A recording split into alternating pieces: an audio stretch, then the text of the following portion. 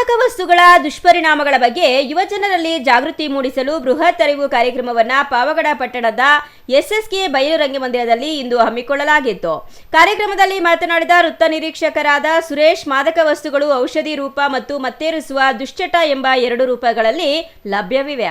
ಯುವಕರೇ, ಯಾವುದೇ ಕಾರಣಕ್ಕೂ ಮಾದಕ ವಸ್ತುಗಳಿಂದ ದೂರವಿರಿ. ಒಂದು ಬಾರಿ ಚಟಕ್ಕೆ ಒಳಗಾದರೆ ಹೊರಬರುವುದು ಕಷ್ಟ. ನಿಮ್ಮ ಜೀವನ, ಕುಟುಂಬ ಹಾಗೂ ದೇಶದ ಭವಿಷ್ಯ ಹಾಳಾಗುತ್ತದೆ. ಆಂಧ್ರ, ಒರಿಸ್ಸಾದಿಂದ ಗಾಂಜಾ ಕಳ್ಳಸಾಗಣೆ ಮತ್ತು ಸ್ಥಳೀಯವಾಗಿ ಬೆಳೆಯುವ ಪ್ರಯತ್ನಗಳು ನಡೆಯುತ್ತಿವೆ.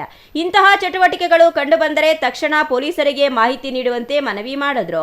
ಜೊತೆಗೆ 18 ವರ್ಷಗಳೊಳಗಿನ ವಾಹನ ಚಲಾಯಿಸಿದರೆ ಪೋಷಕರಿಗೆ 25,000 ದಂಡ ವಿಧಿಸಲಾಗುತ್ತದೆ ಎಂದರು. ಗ್ರಾಮೀಣ ವೃತ್ತ ನಿರೀಕ್ಷಕ ಕೊಟ್ರೇಶ್ ಮಾತನಾಡಿ, ಮಾದಕ ವಸ್ತು ಬಳಸಿದ್ರೆ ಕನಿಷ್ಠ 1 ವರ್ಷದಿಂದ ಗರಿಷ್ಠ 20 ವರ್ಷ ಜೈಲು ಶಿಕ್ಷೆ ಹಾಗೂ 1 ಲಕ್ಷದಿಂದ 40 ಲಕ್ಷದವರೆಗೆ ದಂಡ ವಿಧಿಸಬಹುದು.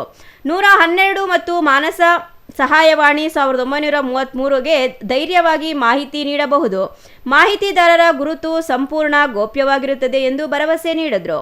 Pavagada Kondappa, CTV news, Pavagada.